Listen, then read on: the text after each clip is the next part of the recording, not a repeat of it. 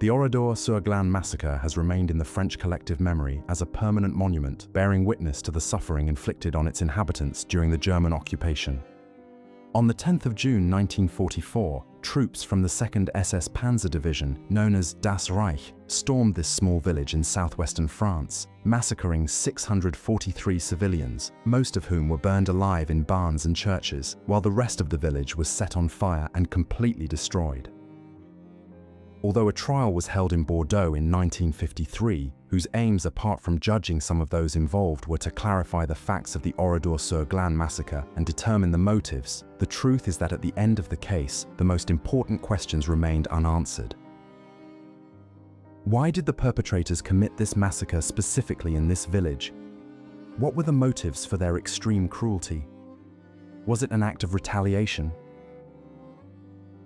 While the exact reasons why the Das Reich division chose Oradour-sur-Glane to carry out the massacre remain a subject of debate and are not fully understood, a partial explanation appears in the self-published account of SS-Sturmbannführer Otto Weidinger, a former officer and official chronicler of the unit. Although this text is part of Holocaust denial literature, one of its specific claims has been supported by historian Max Hastings. In one of his quotes, Weidinger recounts that SS-Sturmbannführer Adolf Diekmann, who was directly responsible for the massacre, acted out of revenge following the kidnapping and execution of Helmut Kämpfe, an SS officer with whom he had a close friendship. According to two French informants working for Diekmann, Kämpfe was taken to a village called Oradour, where he was to be burned alive on the afternoon of the 10th of June as part of a resistance celebration. Since then, Helmut Kämpfe has become a key figure in what happened later in Oradour-sur-Glane, presented by some historians and scholars of the subject as the missing link in this massacre. But how much truth is there in the story of Helmut Kämpfe's death at the hands of the French resistance, and what was its real influence on subsequent events in Oradour? Today, we will discover everything that is known about the fate of SS officer Helmut Kämpfe and whether his disappearance and eventual death were the real trigger for what happened in Oradour-sur-Glane.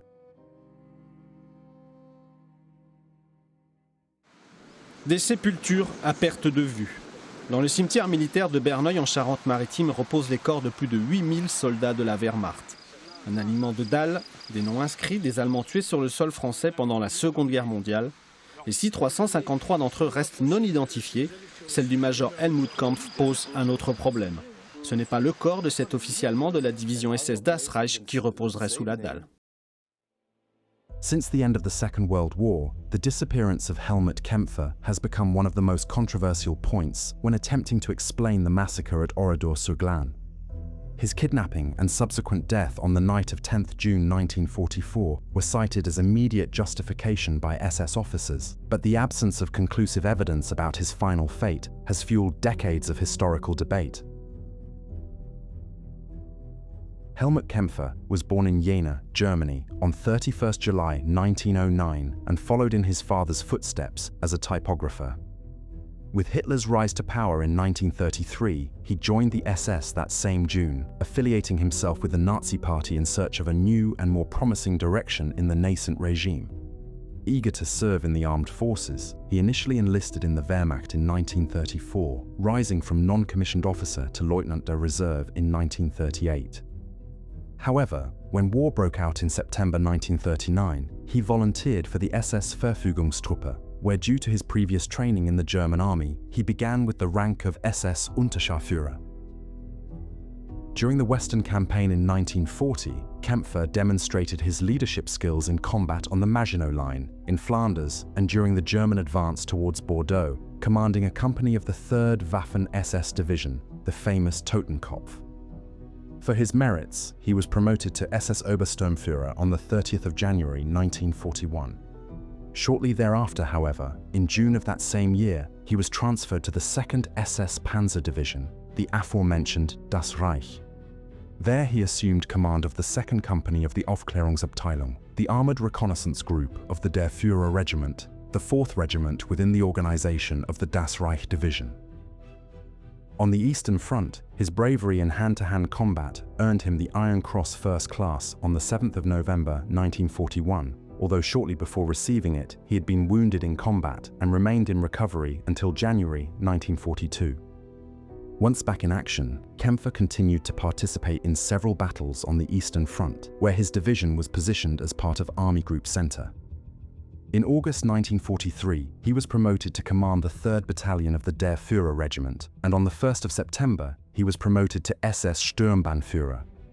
Described by his superiors and subordinates as a brave and honorable officer, and for his latest actions in the defense of the Dnieper, especially in the recapture of key positions west of the river, he was awarded the Knight's Cross of the Iron Cross on the 10th of December 1943.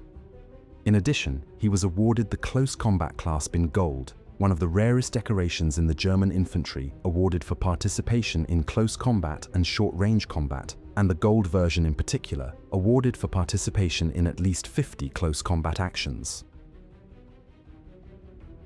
In the spring of 1944, Kämpfe was transferred with the Das Reich division to southwestern France, retaining command of the 3rd Armored Battalion of the Der Führer regiment. By that time, the German military situation was at a critical point. The Allied invasion in the north seemed imminent, and massive deployments of reserves were ordered. As commander of the reconnaissance unit, Kämpfe led exploration and cleansing operations in the south-central part of the country. His main mission was to neutralize the Maquis, rural guerrilla fighters of the French resistance. These groups, made up of young people who had evaded compulsory labor service, had taken refuge in the mountains and forests, establishing combat cells in the interior of the country. Composed of workers, ex-soldiers and refugees, the Maquisards, as they were known in French, operated mainly in Brittany and the south, using guerrilla tactics to harass German forces, but their real test would come in the context of the Normandy landings. Following the success of the initial landings in northern France, the Maquis received coded orders transmitted by the BBC with the mission of carrying out mainly ambushes and sabotage of routes to slow down the advance of the Das Reich division towards Normandy. For the German occupiers, but especially for the leaders of reconnaissance units such as Kämpfe, the Maquis represented a constant threat. On orders from the division command, his battalion was tasked with carrying out counterinsurgency actions in order to prevent any delay in the advance towards Normandy. However, on the 9th of June, during a routine reconnaissance mission, things did not go according to plan. 3 days after D-Day, the Das Reich division, which was still reorganizing and re-equipping after heavy losses on the Eastern Front, had just begun to move north. En route, elements of the division recaptured the commune of Toul, which had been briefly taken by communist partisans of the FTP, causing around 50 German casualties. According to historian Jean-Jacques Fouché, in his analysis of the brutality of the SS men in his book on the Oradour massacre, this partisan action triggered immediate reprisals, with 99 civilians hanged in the streets of the commune as a warning. The division then continued its advance northwards, but near Saint-Léonard-de-Noblat, some 100 kilometers or 62 miles from Toul, SS soldiers found Kämpfe's Talbot vehicle abandoned. They immediately reported his disappearance as an ambush by the Maquis. According to the account of Otto Weidinger, the unit's official chronicler, urgent searches were launched, including offers of prisoner exchanges and violent raids in the area, but with no results. No one had seen or heard anything about the whereabouts of the SS major. What had happened to Helmut Kämpfe?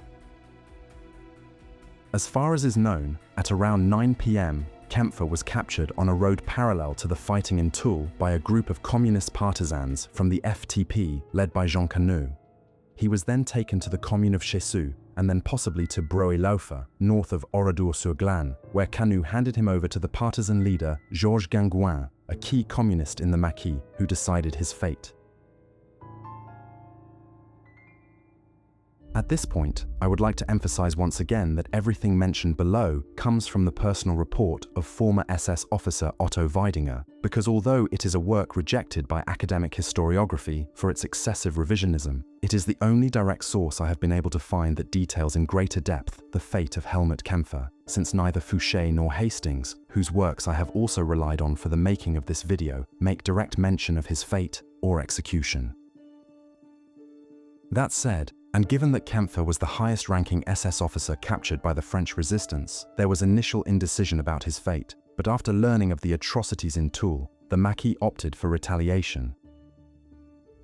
The following morning, 10th June, SS-Sturmbannführer Adolf Diekmann, a personal friend of Kämpfe and commander of the neighboring battalion, received an intelligence report from the security service, mistakenly indicating that Kämpfe was being held at a place called Oradour, possibly confusing it with Oradour-sur-Glane, as historian Jean-Jacques Fouché explains, and was to be publicly executed at 2 p.m. For this reason, Diekmann requested urgent permission from the commander of the Der Führer regiment, SS-Oberführer Sylvester Stadler, to lead a specific operation there. Stadler authorized the raid, although it should be noted that no evidence has been found that he personally ordered the massacre. At around 2 p.m. that same day, Diekmann's troops began the massacre of Oradour-sur-Glane, applying the murderous tactics they had perfected on the Eastern Front, massacring 643 civilians, 190 men, 248 women, and 205 children, and completely destroying the village.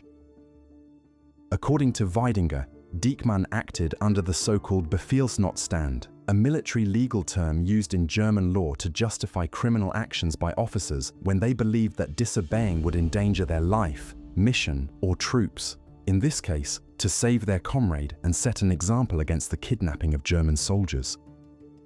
However, historians such as Fouché reject this justification, pointing out that Diekmann acted on his own initiative, since, as I have pointed out above, no direct orders have been found from either Stadler or any of Diekmann's superiors to massacre civilians. In addition to this, no trace of Kämpfe was found in Oradour. It was concluded that the intelligence reports were based solely on the confessions of 2 French informants. And last but not least, the methods of reprisal against the civilians of the village, including 205 children, were disproportionate. In short, Oradour was a deliberate war crime. In any case, as the afternoon of June 10th drew to a close and the massacre at Oradour-sur-Glane reached its final stage, Helmut Kämpfe's fate was being sealed in parallel.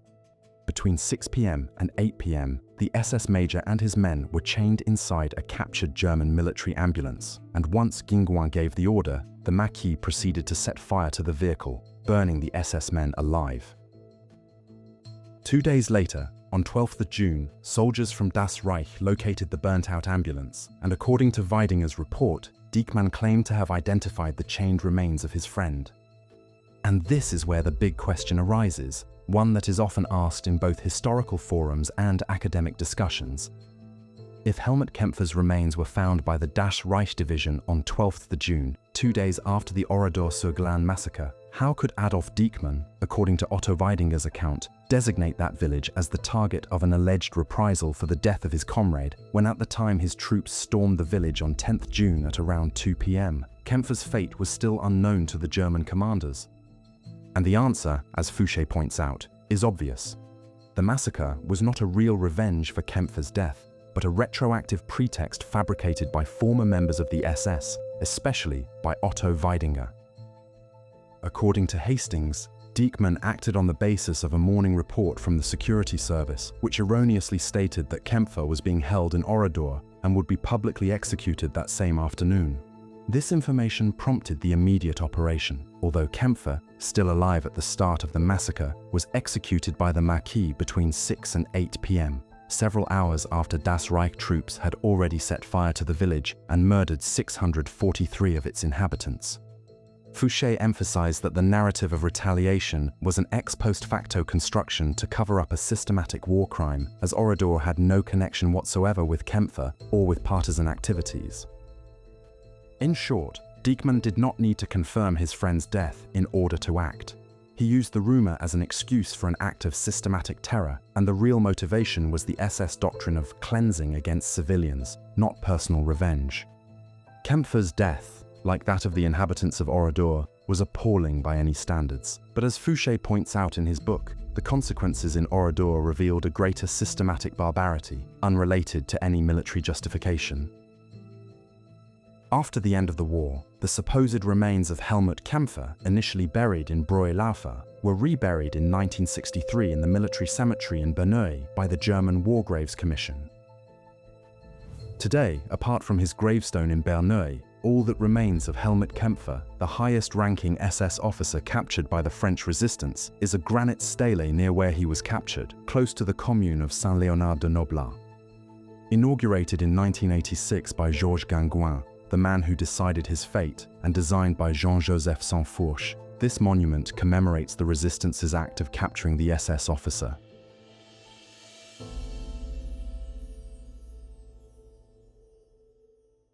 Wir sind des Geiers schwarzer Haufen. This is the mutual broadcasting system. That's the tale of a Europe in turmoil. Upon this battle depends the survival of civilization.